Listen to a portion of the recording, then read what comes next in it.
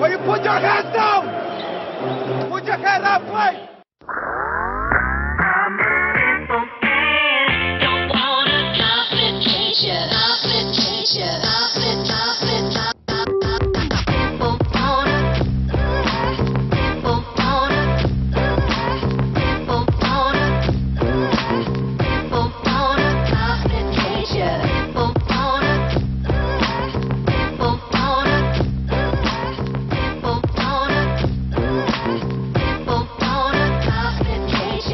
Pozdrav vsem, moje ime je Matej Petek, čez nekaj minut pa se mi bo pridružil še Marko Križman, s katerim so po četrtkovi tekmi Mavericksov proti Houston Rocketsom posnela en daljši podcast, v katerem so spregovorila o številnih temah, o katerih v zadnjih dneh, tednih govorijo številni ljubitelji in navijači ne samo Luke Dončića, temveč ljubitelji košarke na obeh straneh Atlantika. Luka je eno izmed najbolj vročih imen v košarkarskem svetu, v športnem svetu pravzaprav zadnje tedne. Sinoči je ravno na to vročino nekaj hladne vode prilil LeBron James s svojimi Lakersi. Tudi o tem bom nekaj več povedal. Z Markom pa sva spregovorila tudi o stanju na zahodu, v zahodni konferenci na divjem zahodu, kjer se bo letos res bil ne boj, mesarsko klanje za udeležbo v končnici. Po petkovih odigranih tekmah Dallas Mavericksi še vedno držijo tisto 8. mesto, ki še vodi v končnico z 10 zmagami in 10 porazi, vendar 10 zmag imajo na 14. mestu tudi San Antonio Spursi na predzadnjem mestu v konferenci. Le da imajo 2 poraza več. Eno mesto pred Dallas Mavericksi so pa Portland Trail Blazersi, ki pa zaostajajo le 2 zmagi za Los Angeles Clippersi na prvem mestu divjega zahoda. Clippersi, s katerimi pa se bo Dallas pomeril v nedeljo, in boji za končnico se pravzaprav na zahodu začenjajo že decembra, začeli so se že novembra, in Dallas bo moral zmagati doma, kjer igra precej bolje kot na gostovanjih. 8 zmag, 2 poraza, na gostovanjih 2 zmagi, 8 porazov. Za udeležbo v končnici bo potrebno še naprej tako igrati doma in zmagati kdaj tudi na kakšnem gostovanju. V podcastu pa z Markom tudi več o temi, o kateri nismo mi začeli govoriti, temveč so začeli govoriti na drugi strani Atlantika. Ali se lahko zgodi, da bo Luka Dončić že letos nastopil na All-Star tekmovanju? Seveda sem že omenil to tekmo proti Lakersom, kot tudi sami verjetno že dobro veste.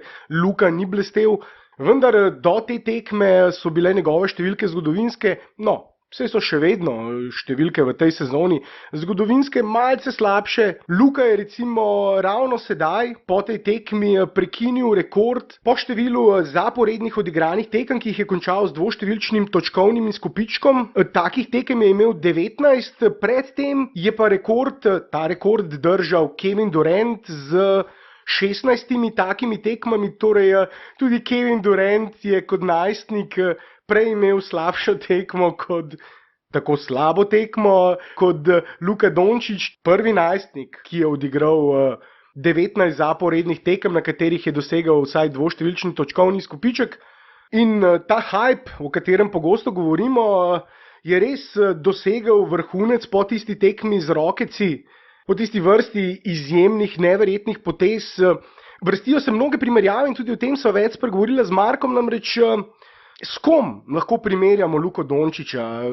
Nekateri ga primerjajo z Larryjem legendo, Larryjem Birdom, spet drugi s Hardenom. Po tekmi z Rocketsi smo slišali celo vrsto takih primerjav, ki sem jih pa jaz v tem podcastu že leto, 2, morda celo 2 leti nazaj že delal. In zakaj temu tako? O tem več v podcastu. Zakaj nekateri primerjajo Dončića z LeBronom, zakaj spet nekateri drugi s Kobijem. Res so to najvišje, najbolj visoko leteče in včasih celo rahlo neokusne primerjave, ki jih delamo z 19-letnikom. Morda je to, to je vse prezgodaj, ampak to so primerjave, ki jih nekateri vlečejo. Tudi o kakšnih evropskih igralcih, recimo zakaj delajo nekateri primerjave z Bodirogo. Kdo pravzaprav je Luka? Kakšen igralec je Luka? In zakaj je nek znan ameriški novinar Luko primerjal z Mesijem, o vsem tem več v tem drugem delu. Lukov trener Rick Carlisle pa je dejal, da je Luka pravzaprav unikat in da takega igralca sam ni videl v celotni svoji karieri, ki jo je začel v NBA ligi že kot igralec in je videl vsekakor ogromno igralcev, tudi že omenjenega Larryja Legenda, Larryja Birda. V podcastu pa sva tudi spregovorila več o tem, kakšna vloga bi bila primerna za Luko v moštvu in zakaj več ne igra na organizatorju. Tekmo proti Bostonu je prvo tekmo je začel na položaju organizatorja in igral celotno četrtino kot organizator. Potem v nadaljevanju tekme že spet skoraj da nič več na položaju organizatorja, pravzaprav nič več. Ampak v prvi četrtini je kot organizator v 8 minutah podelil 5 podaj in res odličnih na pladnju serviral žogo parkrat igralcem. In tudi zdi se, da je peterka, visoka peterka z Dončićem na plaju, kjer je najnižji igralec Matthews malce nižji od 200 cm, vsi ostali pa precej višji od 200 cm. Ta peterka se zdi, da ima tisti najvišji potencial pri Mavericksih in tudi Dončić najbolje deluje v tej peterki. Precej slabše pa deluje recimo pogosto, ko igra z Barejo in z drugo peterko je pogosto neviden. Tudi na tej tekmi recimo proti Lakersom je kar nekaj minut igral z Barejo in mislim, da se žoge ni dotaknil niti enkrat. Z Dennisom Smithom pa lovita še to kemijo, poskušata vzpostaviti kemijo. Oba se trudita in tudi o tem so več spregovorila z Markom v tem drugem delu. In pa ena od zanimivih topik, ki so jo načela, je tudi težavnost metov, ki jih Dončić zadeva. On namreč do sedaj je zadeval izjemno težke mete, tiste najtežje turnaround, fadeaway, fallaway, jumperje ali pa step back mete z izjemno visokimi odstotki. In pogosto vidimo situacije, v katerih je sam pa ne dobi priložnost za kakšen lahek met, odprt met. Tudi če gledamo število asistiranih košev proti neasistiranim, torej koliko metov si je ustvaril sam in koliko metov je končal po podajah soigralcev, je precej več, skoraj 2/3 metov si ustvaril sam, skoraj da 3/4, pravzaprav le 1/4 pa zaključil po podajah soigralcev. In tema, ki so jo načela, je bila, da bi bilo morda dobro, produktivno zanj in za ekipo, če bi dobil malce več catch and shoot priložnosti, da bi zaključeval po podajah soigralcev. In to je bilo recimo opazno tudi na tej tekmi proti Lakersom, če zdaj pred tem drugim delom, ki so ga z Markom posnela, spregovorim še par besed o tej sinočni tekmi proti Lakersom. Preden pa to storim, pa samo na hitro zatežim in vas zaprosim, če lahko všečkate tale podcast na našem YouTube kanalu in če se lahko tudi naročite na naš YouTube kanal, če tega še niste storili, in pa če lahko enako storite tudi na naših iTunes in SoundCloud platformah. In seveda hvala za vsak všeček in vsako naročnino. Zdaj pa nazaj na Lakerse. In kot se dejal, ta problematika lahkih, težkih, asistiranih, neasistiranih metov pri Dončiću, večina metov na tekmi proti Lakersom je bila res takih težkih v situacijah, ko je bil pokrit. Na začetku pravzaprav takoj zadev en znamenit dirkovski fallaway jumper z ene noge, potem namenil še tak pogled dirku, lej, to je pa v tvojem stilu. Ampak to je ravno ta, ne ravno najlažji met. In potem je kar nekaj step backov, jumperjev s pol razdalje in tudi je potrebno povedati nekaj lahkih, nekaj bolj odprtih metov zgrešil, nocoj ni bil pri metu. Vendar tudi nocoj je bilo to razmerje, o katerem se govoril, asistirani, neasistirani meti, podobno kot ponavadi, recimo 2/3 metov si je sam pripravil, 1/3 po podajah zgrešil. In to je neka tema, o kateri bomo zagotovo še več spregovorili v prihodnih podcastih. Luka Dončić pa tokrat, kot sem dejal, morda celo najslabša tekma, zagotovo najslabša strelska predstava v letošnji sezoni. Na koncu 6 točk, le 2 meta od 13 je zadev, zgrešil vseh 5 trojk.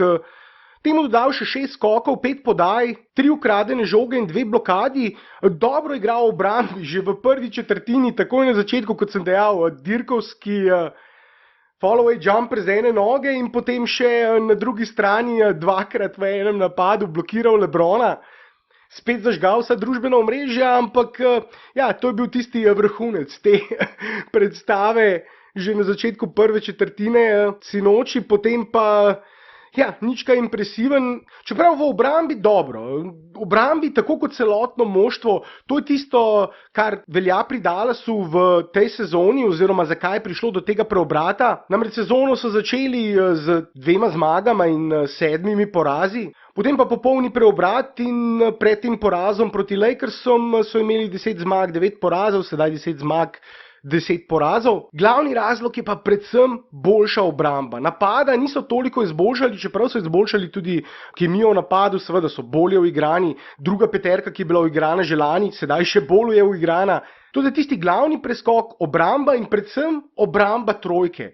Prvih 9-10 tekem so bili eno izmed najslabših moštev pri obrambi trojke, pravzaprav najslabše moštvo pri obrambi trojke. Nasprotniki so proti njim metali z najvišjimi odstotki, zadevali trojke z najvišjo učinkovitostjo. Sedaj zadnjih 10 tekem pa so eno izmed najboljših moštev pri obrambi trojke in nasprotniki proti njim zadevajo najmanj trojk in z najnižjo učinkovitostjo.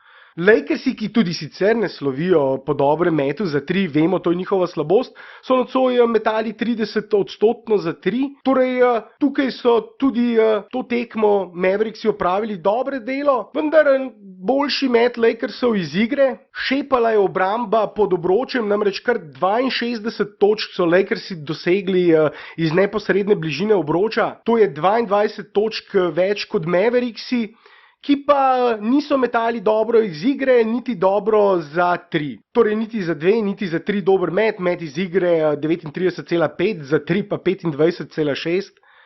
Lakersi so odigrali odlično obrambo, tisto, kar smo pravzaprav pričakovali, da bodo precej boljše obrambno moštvo, kot recimo moštvo, ki meče trojke.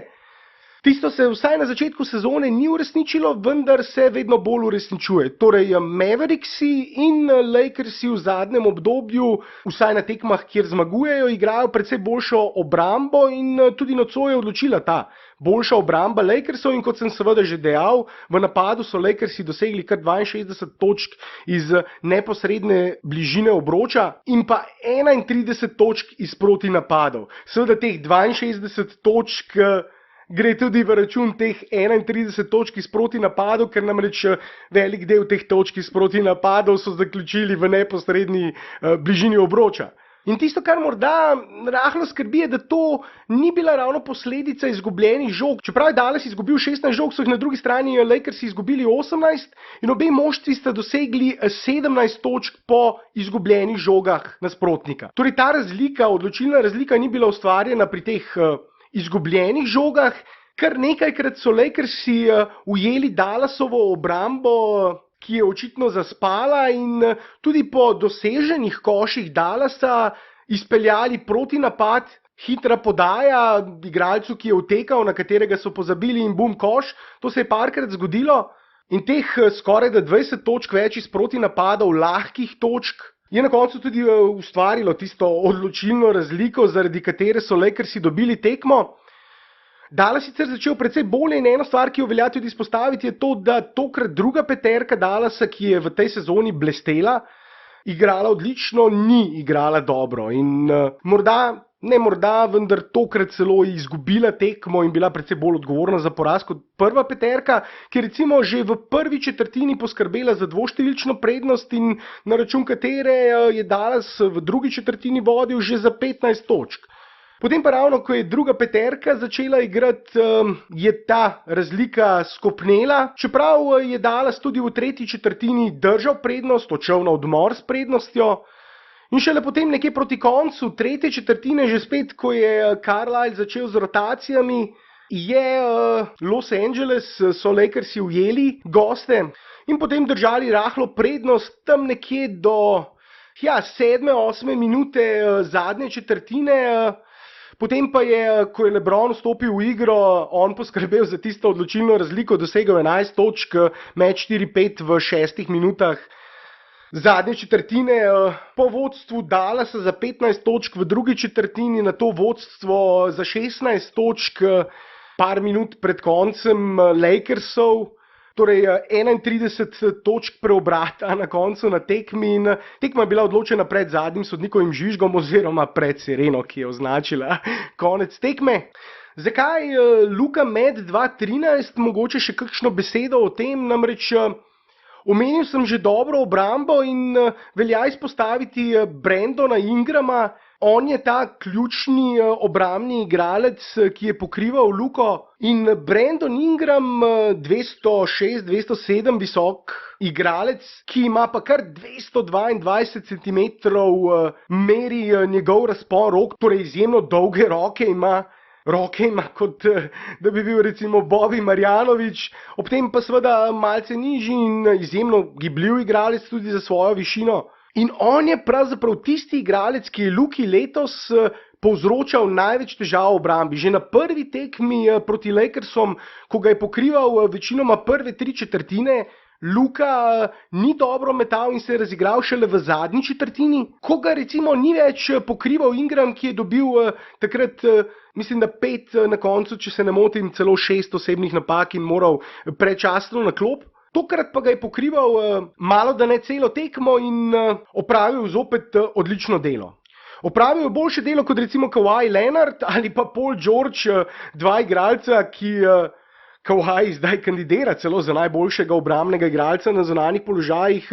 Paul George pa temu ni tako daleč, oba sta bila že v idealni obrambni peterki lige. Vendar najboljše delo je na Dončiću letos opravil ravno že omenjeni Brandon Ingram in to bo en tak dvoboj, ki ga bo potrebno tudi naprej spremljati bolj podrobno in mu bomo namenili več pozornosti. Tako mislim, da je to dovolj o sinočnji tekmi, zdaj pa na ta drugi del, ki sem ga že napovedal, ki sva ga z Markom Križmanom posnela po tekmi z Rocketsi, zato ker veselo na delo z drugim delom podcasta. Well, I heard there was a wonder boy that many teams would not employ, but you don't really care for Euros, do ya? So where would he go, the 4th, the 5th, or would he fall and be a Knick? The baffling Kings took Bagley over Luka. Hallelujah, hallelujah, hallelujah. Marko, pozdravljen, ali nekaj rečem namesto pozdravljen, haleluka. Haleluka, to je naš nov pozdrav. Haleluka, ja, to je zdaj internacionalni pozdrav vseh navdušencev nad košarko, vseh ljubiteljev košarke, vsaj teh iz Evrope, namreč zagotovo ste že videli, če ne druge, pa na našem Facebooku NBA Slovenija ali pa Sportinfosi Twitterju ali pa kateremkoli v bistvu družbenem omrežju ali profilu viralni hit Haleluka, ki vsaj meni, takoj ko sem ga slišal, Marko, sem vedel, da ga ne bom en teden spravil iz ušes. Ko ga je moja žena slišala, je rekla, pa ne morem verjeti, da nekdo toliko časa vloži v to. Jaz sem rekel, pa zato je tako dobro. Ne? Ja, res, dobro besedilo, smešno besedilo na eni strani, na drugi strani pa strašno resna pevska izvedba, perfektna pravzaprav izvedba. Tale, ki je to odpel, je zadev ene note, ki jih jaz ne bi mogel niti vsarjati. Ampak moram reči, v vsakem primeru pa zadnje 2-3 dni, odkar sem slišal ta komad, vsake toliko časa poskušam, ker ni nobenega zraven. Haleluja. Čakaj, zdaj smo zraven, čakaj malo. Ja, zaradi tega sem se ustavil takoj. Da ne bomo tako izgubila vseh poslušalcev, še prej začnejo s to analizo te sinočne tekme, ampak Marko, ne samo analizo, mogoče zaradi tega, ker konec koncev tekma je bila odločena že po 3/4 več ali manj, oziroma že precej pred zadnjim sodnikovim žvižgom. Pravzaprav nekje že v polčasu je sam potek srečanja dal vedeti, da verjetno, morda celo več kot verjetno, da pravzaprav Rocketsi niso dorasli temu izzivu in da so trenutno Dallas Mavericksi, še posebej glede na to, da seveda v vrstah Rocketsov nista igrala Chris Paul in predvsem Chris Paul, potem tudi Gerald Green. Ampak tudi zaradi tega recimo je bilo jasno, ker seveda odlična Dallasova klop je povsem povozila recimo temu neobstoječo klop. Neobstoječo, ja. Klop domačega moštva. Ampak preden greva na to tekmo, sem mislil, da bi bilo morda zanimivo za poslušalce, če bi prej malce tudi pogledali situacijo v zahodni konferenci na Divjem zahodu. Namreč Dallas se dviga in po tej zmagi so se prebili na 8. mesto, ki še vodi v končnico, kar bi bil seveda za njih sanjski uspeh. Na drugi strani pa so, Marko, tvoji Rocketsi, če lahko tako rečem, namreč ravno primeren sogovornik si za ta podcast, ker že dolga leta ne samo spremljaš podrobno, ampak navijaš za Rocketse. Padli so namreč na 14. mesto, na predzadnje mesto in tisto, kar je res fascinantno, zakaj govorimo o Divjem zahodu, res bo, če citiram legendarnega, znanega slovenskega poeta, ne boj, ampak mesarsko klanje bo letos na tem Divjem zahodu. Dejansko gre za tisti Divji zahod, kjer se že sedaj začenja res tisti trdi boj za končnico.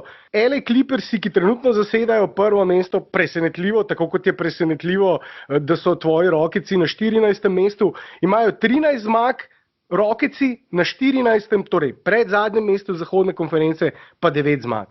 Torej 4 zmage ločijo prvo in 14. moštvo na zahodu. Dallas je sedaj z 10 zmagami in 9 porazi, kot sem dejal, na 8. mestu.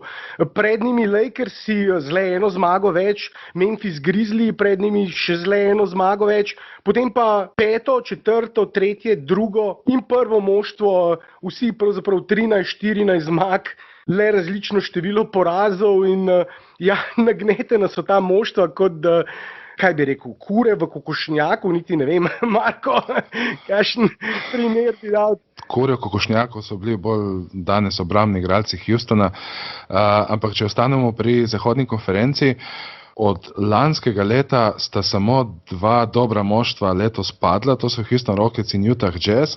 4 moštva, torej Los Angeles Lakers, Sacramento, Dallas in Memphis, ki so lani tenkala, pa so letos zelo dobra in zato je tudi tako izenačeno. In ta moštva, ki so recimo padla, trenutno recimo, če bi se danes po četrtini sezone, in ko govorimo o četrtini sezone, ko smo recimo že pri četrtini sezone, je to že nekje relativno velik vzorec. Pogosto določeni statistični trendi, ki se vzpostavijo tam po četrtini odigranih tekem, veljajo tudi na koncu po vseh odigranih tekmah. Ne malokrat namreč v sezonah je ta četrtina že precej dober pokazatelj, seveda, če nimajo moštva kakšnih izrazitih težav s poškodbami, če manjkajo ključni igralci, take zadeve, kakšni tradi, seveda menjave lahko še precej spremenijo, ampak na nek način smo sedaj že videli, kaj so nekatera moštva, kakšen potencial imajo.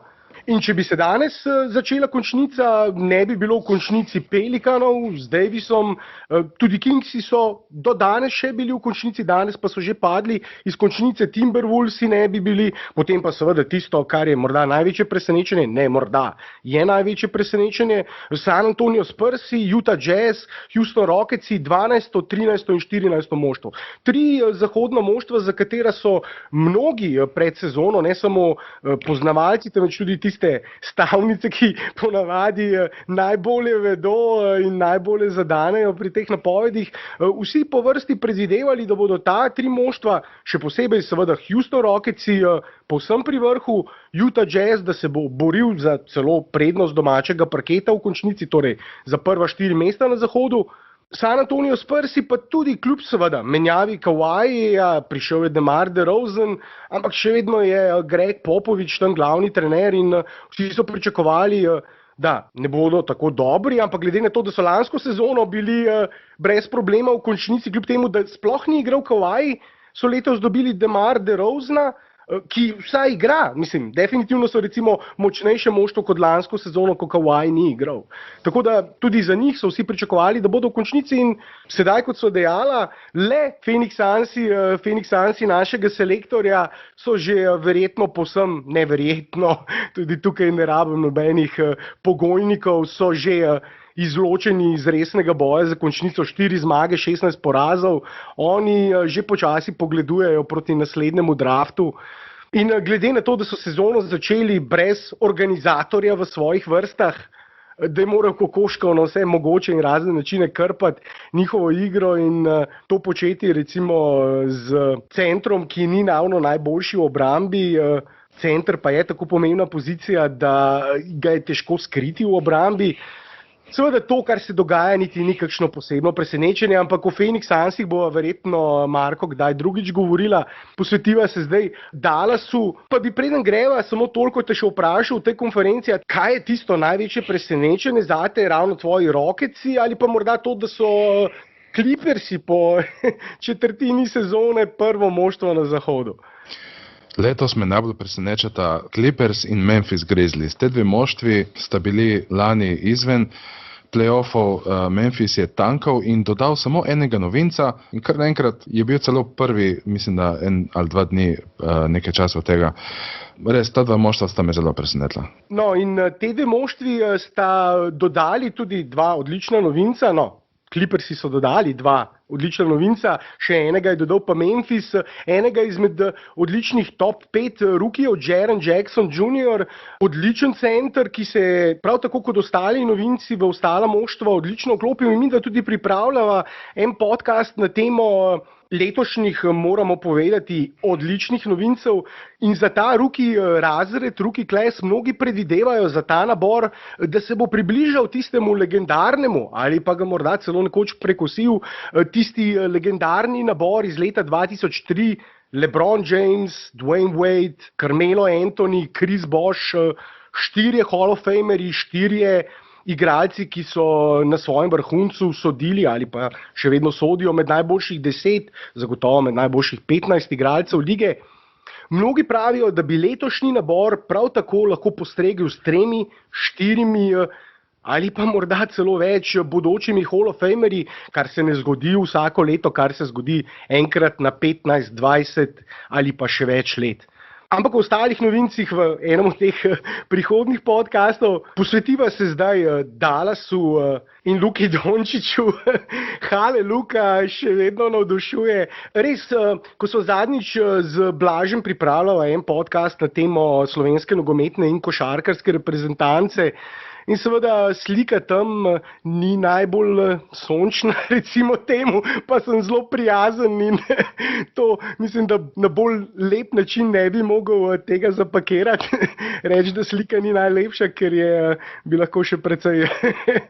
Ja, hotel sem te vprašati, govoriš o nogometni ali košarkaški in potem se pa spomnil, da je obeh res kar slaba situacija. Ja, zdaj vsaj nogometni reprezentanci določeni znaki sprememb, kek povedi nas naprej, ali bo do teh sprememb prišlo tudi v košarkarski, ampak kar želim povedati, vsaj v slovenskem športu, klubskem in individualnem letošnja sezona, začetek tudi v zimskih športih, kjer ponavadi, se vemo, pogosto imamo tekmovalce, ki blestijo, ni kakšnih presežkov, ni naši športniki, vsaj za enkrat, če nekateri se vračajo po poškodbah in ne dosegajo še tistega, kar smo od njih pričakovali, ali pa so šele začeli. Na drugi strani pa tudi klubi, saj vemo, kakšna je situacija z našimi klubi, košarkarskimi, nogometnimi, letos predvsem, ko govorimo seveda o Evropi in evropskih tekmovanjih ali pa regionalnih tekmovanjih. Ja, vse je precej črno, precej bledo, precej žalostno, tudi pri individualnih športnikih in se zdi, da zaradi tega trenutno Luka glavni slovenski športni hit in ogromno ljudi, tako kot midva, pogosto seveda bedi oziroma ne spi najbolje in gleda tekme Dallasa in se čudi temu, kar dela Dončić, dejansko to, kar sedaj počne Dončić, je zgodovinsko. Mislim, nadaljuje z izjemnimi predstavami, kakršnimi pri novincih, med novinci nismo videli že res od časa LeBrona Jamesa, pa pred njim potem Magica Johnsona, pa pred njim potem recimo Oscarja Robertsona. Res moramo poiskati tiste največje legende in ravno recimo po tej zadnji predstavi je Luka edini najstnik oziroma zadnji rookie, novinec, ki je na prvih 19 tekmah zbral toliko točk, skokov in podaj, je bil legendarni Mr. Triple Double, Big O, Oscar Robertson, tam v 70-ih še, torej od tega je že lep čas. In tudi Magic Johnson in tudi Michael Jordan in vsaj ne v rookie sezoni, ni zbral takega števila skokov, podaj in točk po prvih 19 tekmah. To, kar počne Dončić, je zgodovinsko in je povsem na nivoju teh največjih legend. Ja, nekateri novinci so to počeli mogoče pri 21, 22 letih. Ne vem, če si opazil, jaz sem že prebral nekaj komentarjev, nekaj Američanov, ki pravijo, saj on ni pravi rookie, on je že 3 leta igral v profesionalni ligi, ne? Ampak pred draftom smo pa slišali ravno obratno. Ne? On je postal prvi najstnik, oziroma sedaj je prvi najstnik, ki je na prvih 19 tekmah vsakič prekoračil oziroma dosegel vsaj 10 ali več točk. To pred njem ni uspelo še nobenemu najstniku.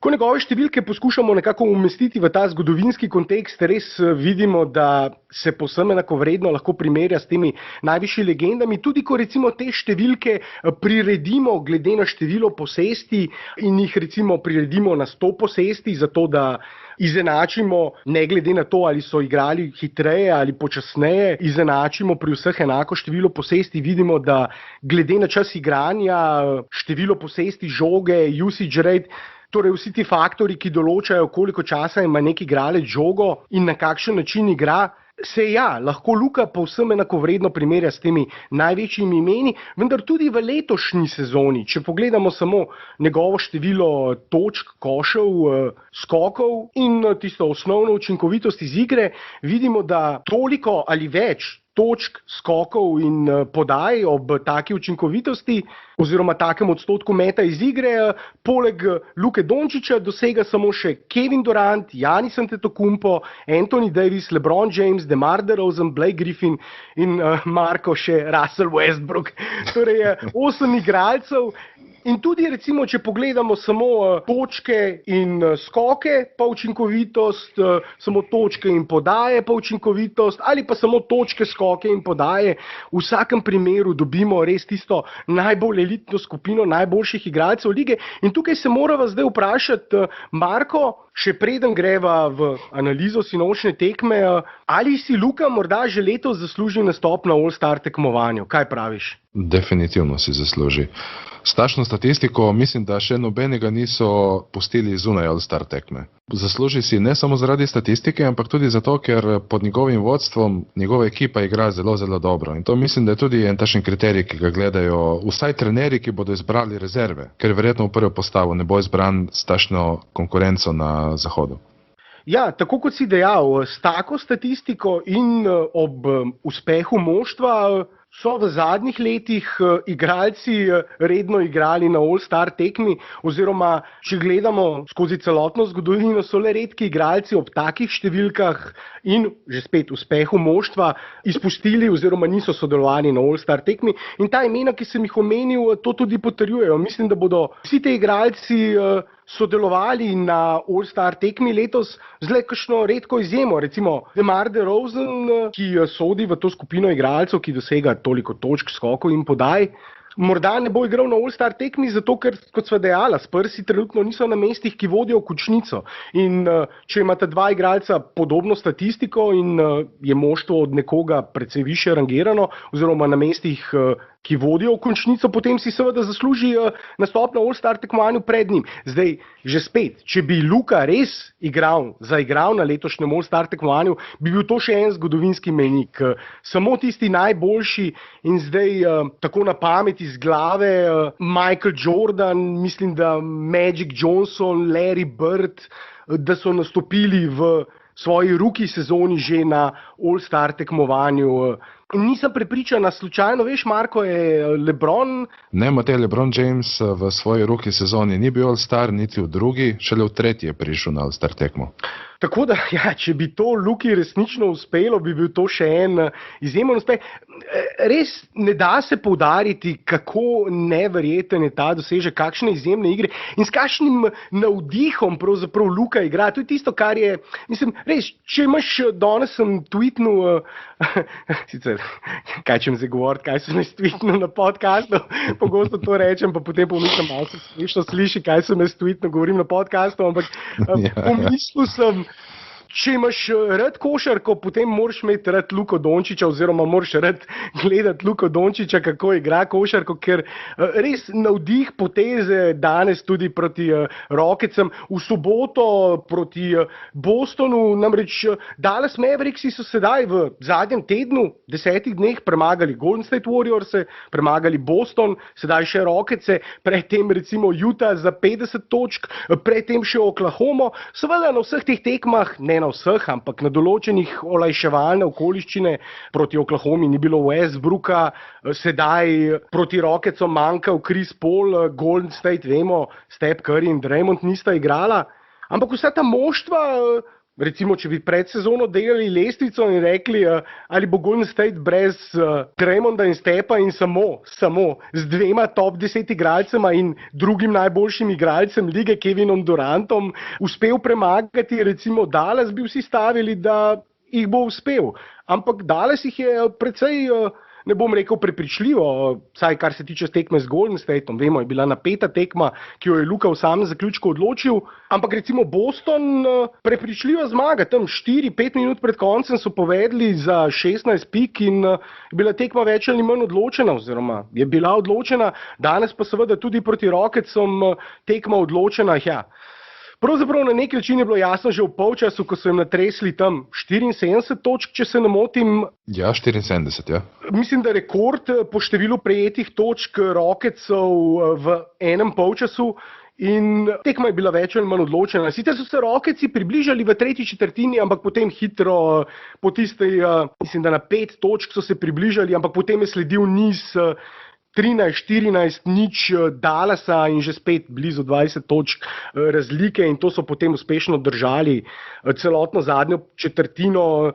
Tam že 6 minut pred koncem je D'Antoni, trener Rocketsov, potegnil prvo peterko na klop in zamahal z belo zastavo. Ampak morda v sami tekmi več še malo kasneje, dajva se še malo tukaj pri Luki, da ne bom kakšne slaviste preveč razdražil s to sklanjatvijo.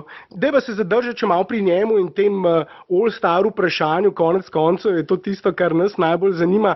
In tisto, kar sem že prej rekel, eno zanimivo primerjavo sem slišal in tukaj lahko nekaj številk poveva, recimo o Luki in o njegovih izjemnih igrah, ki pričajo seveda o teh izjemnih predstavah, ampak eno zanimivo primerjavo sem slišal, pa me zanima, kaj misliš o njej. Namreč Bill Simmons, ki ga seveda poznaš, znani podcaster, voditelj, pisec knjig o NBA košarki, je Luko primerjal z Messijem. Dejal je tudi z Birdom, to sta dve primerjavi med košarkarji, ga je primerjal z Birdom, v nekem takem športnem, svetovnem okviru pa je dejal, on je kot Messi. Kot prvo, v napadu je izjemno versatilen, lahko je playmaker, lahko je goalgetter oziroma košgetter v tem primeru, oziroma napadalec, lahko ga postaviš, ne veš ravno kaj je njegova definirana pozicija v napadu, ker lahko igra na toliko različnih položajih in toliko različnih stvari lahko počne.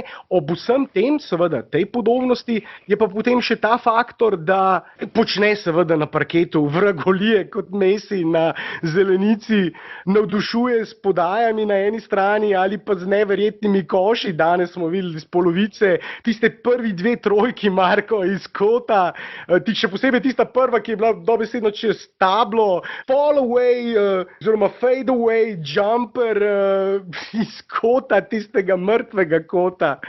Ja, tisti 2 trojki ste bili res neverjetni in kako ste šli noter iz istega kota, 2 akcije, ena za drugo. Mislim, da je to kar demoraliziralo rakete. Samo rad bi se še navezal na tisto tvojo primerjavo z Messijem. Mislim, da ena odločilnih lastnosti, ki jih povezujete, je tudi to, da ne samo, da imate odlično statistiko, ampak tudi delate svoje soigralce boljše in to je tisto, kar loči dobre igralce od odličnih. Ja, in seveda omenil sem še potem drugo primerjavo, ki je Simons naredil, je pa omenil med košarkarji Larryja Legenda, Larryja Legendo, Larryja Birda, znamenitega, enega izmed največjih vseh časov, ki je bil eno izmed tistih, prav tako kot recimo Magic Johnson v tem istem obdobju, visoki playmaker, Ampak za razliko od Magica Johnsona je seveda Larry Bird lahko tudi zadeval te neverjetne mete, ta nos za koš, za te neverjetne mete iz vseh mogočih položajev. Recimo tisti, ki nismo imeli priložnost spremljati, vsi gremo lahko na YouTube, lahko pogledate kakšne highlighte Larryja Birda, in boste videli določene elemente, ki zagotovo spominjajo na Dončića, ne najbolj atletski igralec, ampak ga ne moreš zaustaviti. In tisto, kar je recimo rekel eden izmed ameriških analitikov o Dončiću, mislim, da velja tudi za Birda. He's a step slow, but always 2 steps ahead. Za korak prepočasen je včasih, ampak je vedno 2 koraka pred tabo. To je tisti košarkarski IQ, o katerem pogosto govorimo, in zato recimo tudi ta primerjava s Hardenom, to je pa ena primerjava, ki sem jo pa jaz tudi, ne samo jaz, mnogi drugi, tudi že dolgo časa, leto, 2, 3 leta nazaj, ko smo videli določene podobne elemente, ki vežeta Hardenovo in Dončićevo igro, ker namreč tudi Harden ni najboljši atlet, ampak ko govorimo o primerjavah, recimo ta step back, follow away jumperi, močan igralec, ki predvsem svojo močjo in tehniko prihaja v prodorih do prostih metov oziroma izsiljuje osebne napake, ali pa sam zaključuje, kaj ti misliš s to primerjavo s Hardenom, in seveda tudi playmaker je, kot danes na tej tekmi 17 podaj, seveda. Harden je tudi odličen playmaker. Mislim, da je ta primerjava kar na mestu. Predvsem imata oba, Luka in Harden, eno lastnost, ki mislim, da običajnim navijačem NBA ni toliko poznana, in sicer, da se lahko oba zelo hitro ustavita iz hitrega teka, temu se reče deceleration, zaustavljanje, in na temu je Harden praktično zgradil svojo kariero in tudi Luka lahko s to lastnostjo veliko stvari počne na igrišču, predvsem kako nasprotnike obrača ravno zaradi te lastnosti, res fantastično. Harden in Luka, to je primerjava na mestu. Ena izmed podobnosti mi je tudi ta, da niti Harden, niti Luka nista atletsko dominantna, kot recimo kakšen Russell Westbrook. Oba sta zgradila svojo igro na čisto drugačnem pristopu. Sicer Luka je tak igralec, pri katerem lahko vidiš določene elemente, navdihe igre, ima vseh mogočih, od Evrope do NBA, mislim iz Evrope, od Bodiroge do kakšnega Spanulisa sem slišal vse mogoče primerjave, elemente Teodosića, kar se tiče pregleda, res toliko raznih. Ampak predvsem Bodiroga seveda je kakšen tak primer visokega igralca, krilnega centra, ki zna pravzaprav vse. In Luka je igralec, ki zna vse, ki lahko igra na vseh položajih, vsaj od 1 do 4. In tisto, kar bi vsi radi videli, je, da bi čim več igral na položaju 1, ker namreč to je pa tisto, kar do sedaj še niso izkoristili do potankosti. Mislim, da je to ena tema, o kateri lahko rečeva kakšno besedo, ampak preden o tem rečeva še kaj, bi se jaz samo še na eno stvar obregnil, ki je v bistvu povezana s tem, recimo njegovim položajem v igri. Namreč Luka do zdaj, tisto, kar velja izpostaviti in zakaj so njegove številke tako fascinantne, namreč on zadeva res neverjetni koš-geterski potencial, če tako rečem, je pokazal na začetku svoje NBA kariere. Vsi smo pričakovali, da bo precej več organiziral, skrbel za organizacijo napada, da bo playmaker, in recimo zadnjič proti Bostonu je že pokazal, recimo v prvi četrtini je prvič igral kot enka, kot klasična enka, začel na položaju številka 1, organiziral igro Dallasa in v prvih 8 minutah prve četrtine dosegel 5 podaj, podelil 5 podaj in dosegel 9 točk. Čudovite podaje, na tisti tekmi sicer končal potem z 8 podajami, ampak potem po prvi četrtini praktično ni nič več igral na položaju številka 1 kot organizator, potem je pa v nadaljevanju ves čas igral zraven Bareje ali pa občasno zraven Harrisa, tudi Jalen Brunson, še en organizator je igral takrat, DSJ, Dennis Smith Jr., prvi organizator Dallasa, pa tisto tekmo ni igral in zato je seveda Luka lahko začel na položaju 1 in vsem je jasno, Dallas najbolje funkcionira in Luka najbolje zgleda, ko igra kot organizator, ko igra kot enka, ampak to priložnost zelo redko dobi, ker je skoraj da vedno na parketu z Dennisom Smithom Jr. ali pa z Barejo, ki vodi drugo peterko. In Luka je skoraj da vedno ta sekundarna opcija in tisto, kar sem videl to tekmo in kar vidim vsake tekme, ne dobiva lahkih metov. To je ta poanta, kateri sedaj že nekaj časa napeljujem, namreč zadeva izjemno veliko število neverjetno težkih metov. Te njegove odstotke pri fall-away jumperjih, fade-away jumperjih, turnaround jumperjih, step-back trojkah.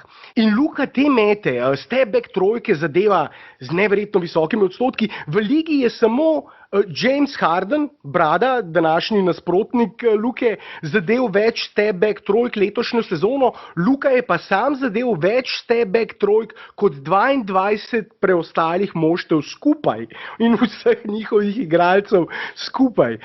Na drugi strani, ko sem že omenil fade-away jumperje, Luka fade-away jumperje letos zadeva z 80% uspešnostjo. Ponavadi, če končaš sezono z 20% pri takih metih, rečejo solidno. Tako da si lahko mislim, to je res noro učinkovit je pri takih step-back trojke 13-35 v letošnji sezoni. Tako nauč, zdaj le iz glave, kaj je to, 34-35% verjetno, morda še kaj več.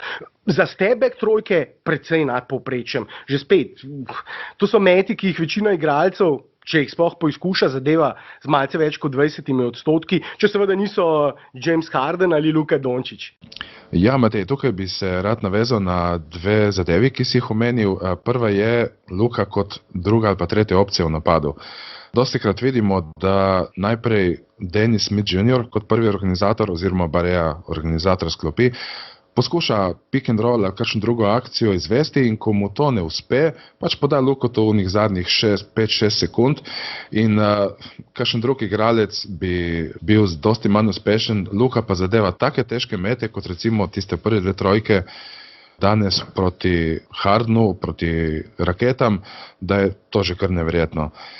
Druga zadeva pa je ta, jaz kot že dolgoletni navijač James Hardena, opazujem, kako se on razvija skozi leta, odkar je pač prestopil v rakete in on ni na začetku imel tako izdelanega step-back jumperja oziroma step-back trojke. To je dodal svojemu reporterju šele zadnje drugo, tretjo sezono, torej pri njemu je že kar nekaj let šlo mimo, preden je razvil to zelo težko prvino. Pri Lukatu pa to opazimo pri 19 letih, to je res neverjetno. Ti dve prvi trojki, ki si jih omenil, ki jih je zadev Luka, sta ravno ta primer, odličen nazoren primer tega, o čemer govoriva, te težki meti, res, tista prva je bila, mislim, za glavo se primeš, kaj vse zadane, ta Dončić. Mislim, ja, res... Jaz sem pričakoval, da bo končala za tablo. No. In zaradi tega, recimo, ta primerjava z Larryjem Birdom, ko gledaš njegove highlighte, res ne moreš verjeti, kakšne mete iza table, res težke kote, ko misliš, da ni šans, da gre žoga noter. In to na tak način, mislim...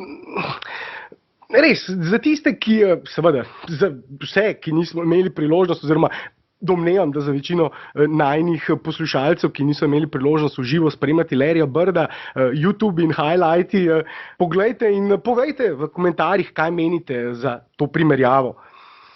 Ja, Matej, prej sem me še vprašal za kakšno podobnost med Lukatom in Larryjem Birdom.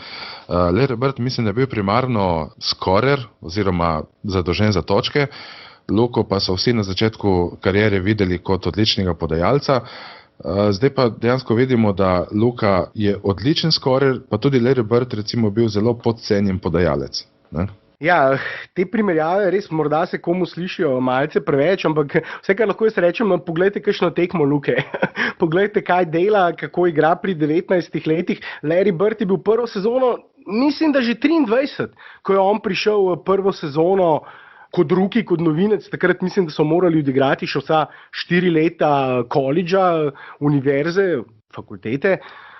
Tako kot si že omenil, recimo Harden je potreboval več let. Harden prvo sezono kot novinec ni bil niti blizu temu, kar Luka sedaj kaže. Harden, MVP, aktualni MVP.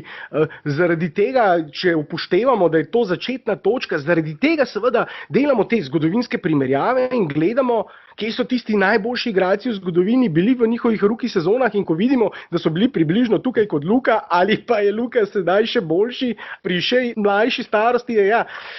Res, mislim, dejansko imamo košarkarskega Mesija, če se bo tako še naprej razvijal, seveda, s tem, kar je naredil do sedaj, ne sme biti zadovoljen.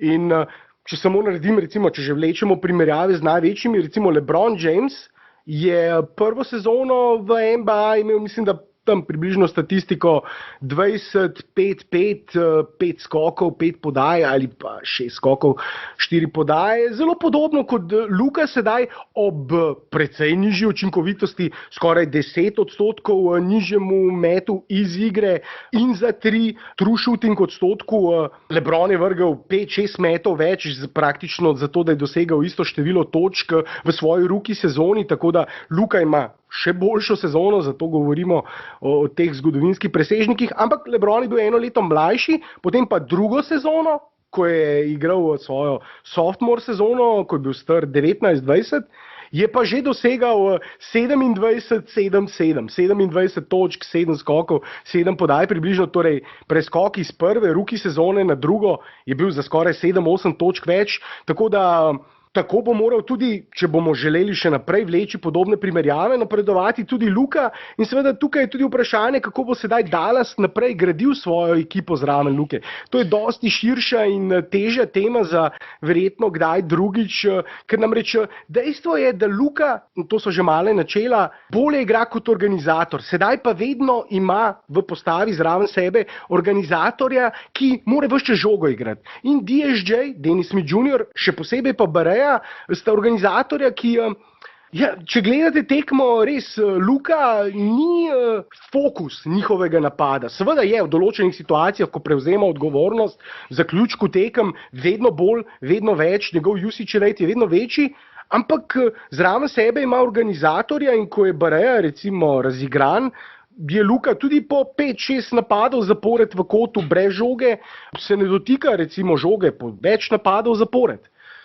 Ja, Matej, tu je treba tudi upoštevati, da Luka ni prišel v tako slabo ekipo kot LeBron v Cleveland. Ne bom rekel, da imajo super zvezdnike, imajo pa zelo dolgo klop, ki mislim, da je trenutno najboljša v NBA-ju in v prvih 20 tekmah verjetno ne morejo vse zgraditi okoli Luke. To je povsem jasno. Jaz govorim seveda za naslednje sezone, kako bodo za naprej gradili ekipo okoli Luke, ampak kar želim pa povedati oziroma orisati v sedanji situaciji je pa to, da Luka pač sedaj ni njegov potencial, predvsem njegov playmaking potencial, njegov potencial organizatorja, ki smo ga lahko že omenjeno videli na zadnji tekmi proti Bostonu, ampak samo 1/4 in to do sedaj še niso izkoristili.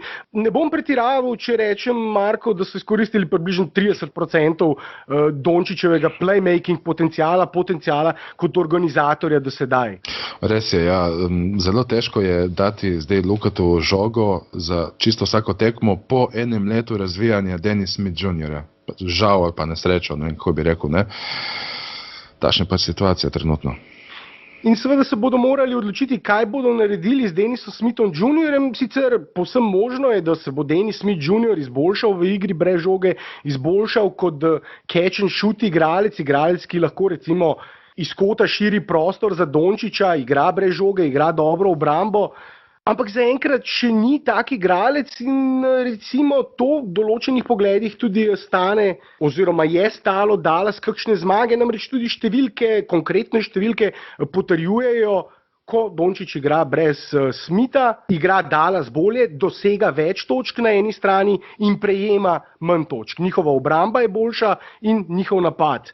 Predvsem pa seveda tudi Luka zgleda precej bolje, namreč do sedaj je pokazal svoj potencial kot strelec, kot sem že omenil to besedo košgeter, ne vem, zdaj zaradi tega, ker sem uno primerjavo z Messijem naredil po goalgetter, ne? Ja, Simonsovem predlogu, imam zdaj ves čas ta košgeterski potencial v glavi in Dončić ga nedvomno ima, mislim, koše, ki jih zadeva. Res, to me pa malo na Kobija spominja, že te njegove koše v zadnjih sekundah, predvsem, ko govorimo seveda že spet o step back, fade away jumperjih, step back trojkah, fall away turnaround jumperjih, vse te res težke mete, ki jih zadeva, so res, užitek ga je gledati in upajmo, da, kar je recimo pomembno, Luka je zdaj na tej rookie pogodbi in on je že zdaj pripravljen za to, da recimo lahko povede eno ekipo kot primarna playmaking in scoring opcija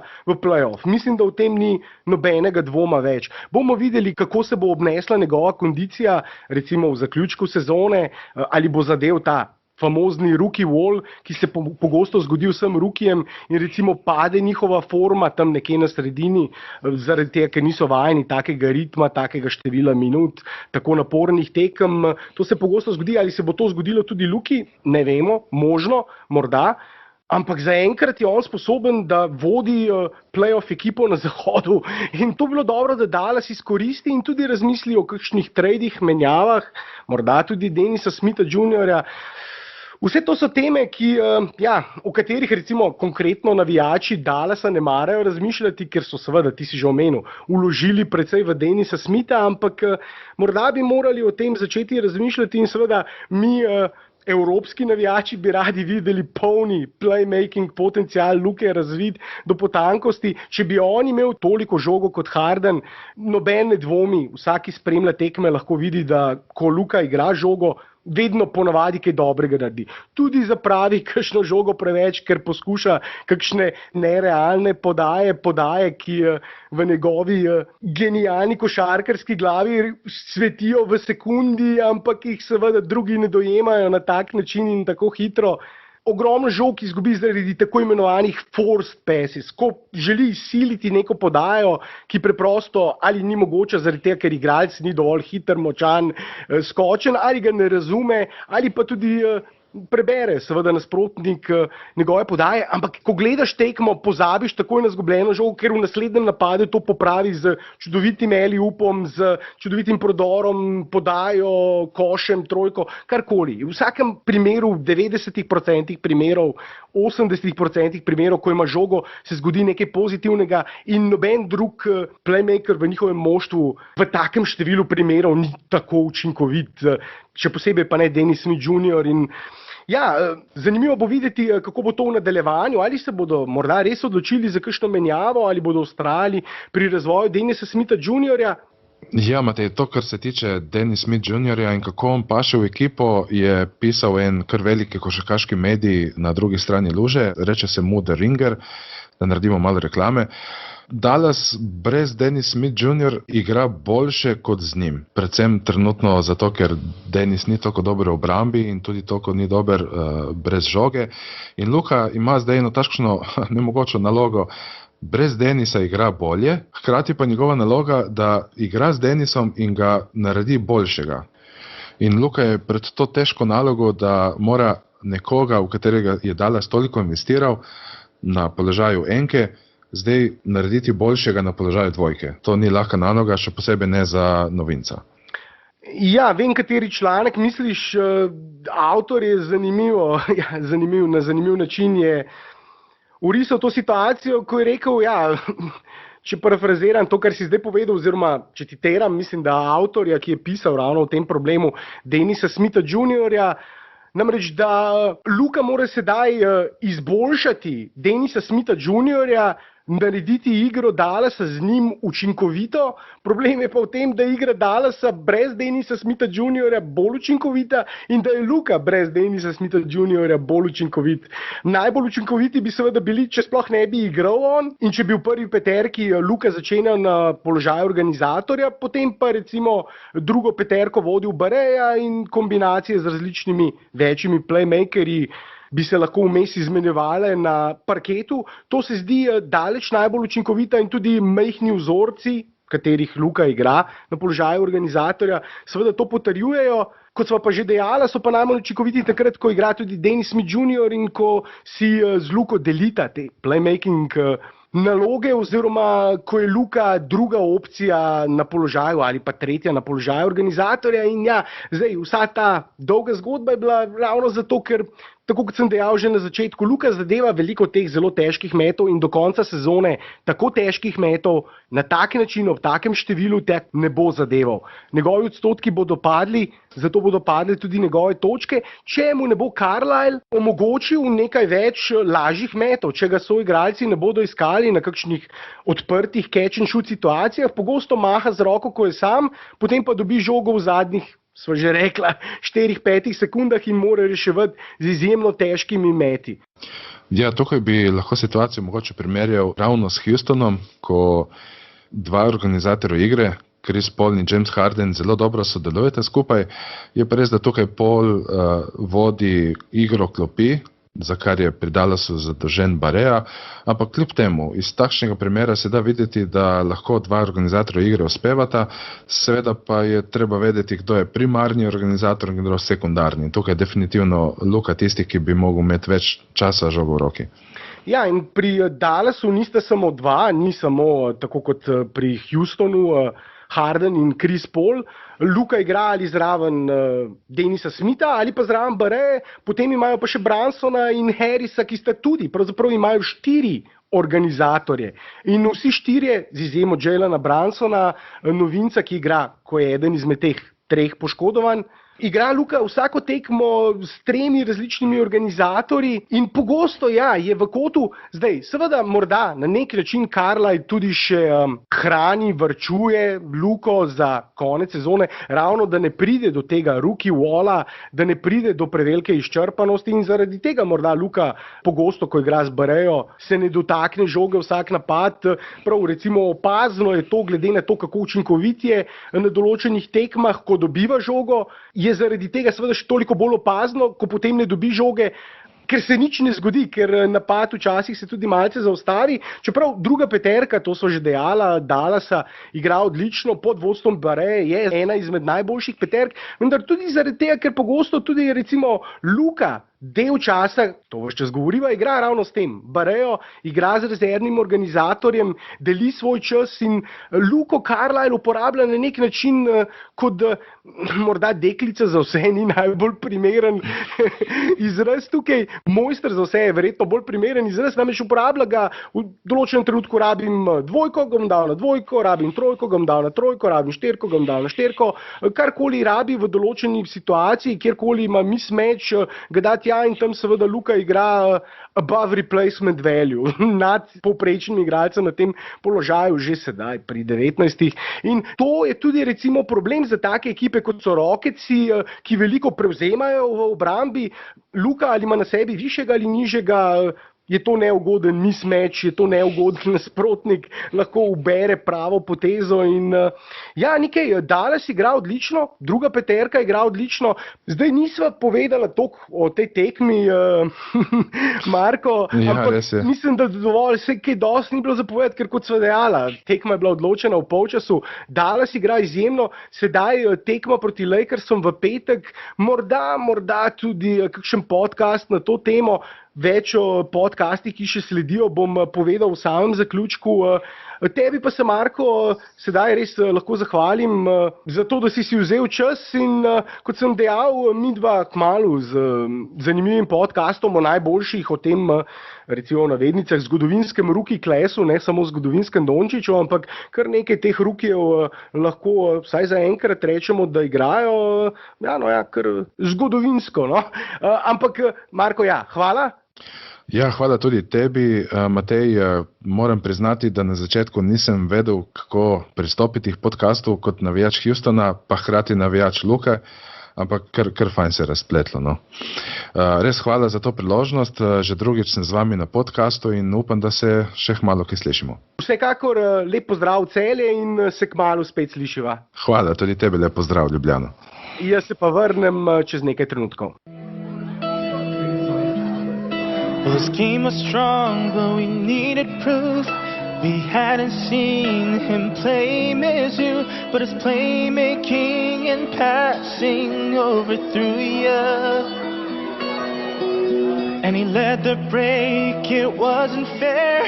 His step back three flew through the air. It fell and Dallas traded up for Luka. Hallelujah. Hallelujah, hallelujah. Tako, to je bilo to.